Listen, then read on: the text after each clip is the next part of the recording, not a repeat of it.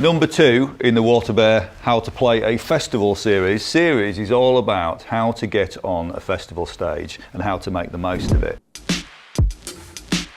And we run several festival stages, and increasingly it's something we really enjoy doing, investing in new music. And these stages are for bands who have got a certain level of experience. You can't really realistically go straight out the garage because these gigs are very challenging.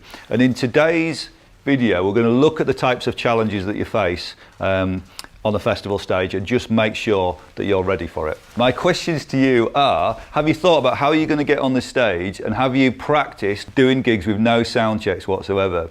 So there's no sound check, there's a 15-minute changeover, and you're going to be using borrowed backline.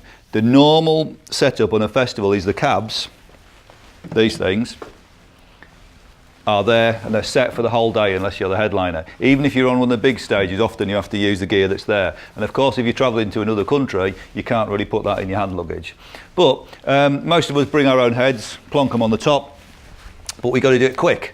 So the things you notice with younger bands is things like pedal boards are all tangled up.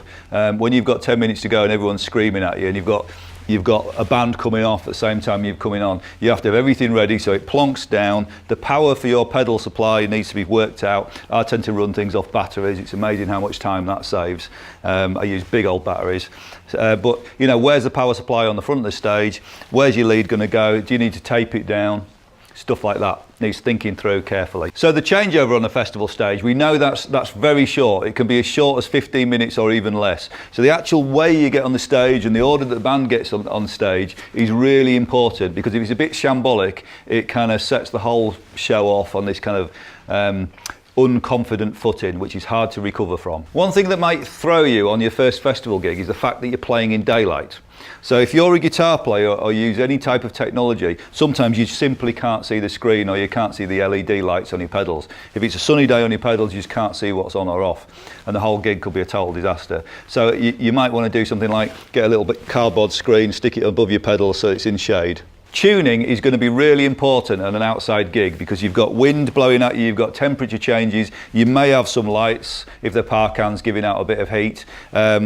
Usually it's cold that is the problem. So you need to set your instrument up really well, make sure you've got a stand so it doesn't get knocked over, and your biggest friend is some of that silicone lubricant that you can put in the nut on your guitar. Make sure your guitar strings are on properly and research this. So what we're thinking about is there's all kinds of stuff that you've got to get happening in that 10 minutes. You know, you've got to get gear on, you've got to get the band on the right way, and you've got to start the show in a professional way. There's one thing you might forget, it's easily done, and that's your set lists. So put your set lists on the stage, have someone whose designated job is it to write them out, do that, put them on the monitors. And if you're the front man, it's a good idea to check the set list, because you'll see that a lot. Everyone's really adrenalised and really excited about the gig. The singer announces a song and everyone looks down the set list and it's another song.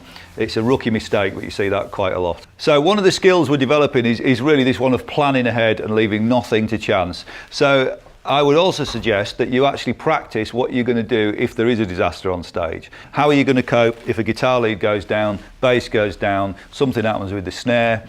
And these things can be rehearsed, and you see bands that are very experienced that whenever a piece of gear goes down, they just sail through and they've got a way of coping with it. You change the song musically, or you do an audience participation bit, but if you plan it, it'll work.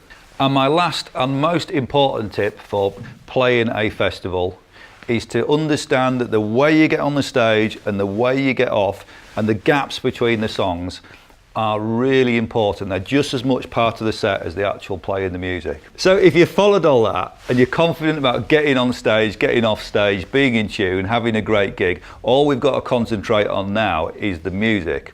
And in the third of the WaterBear Festival series, we're going to be talking about putting a set list together that'll just blow the place apart. So good luck, see you out there. And if you're interested in taking this further, WaterBear run a BA Honours degree in commercial music, and you can major in your area of specialism.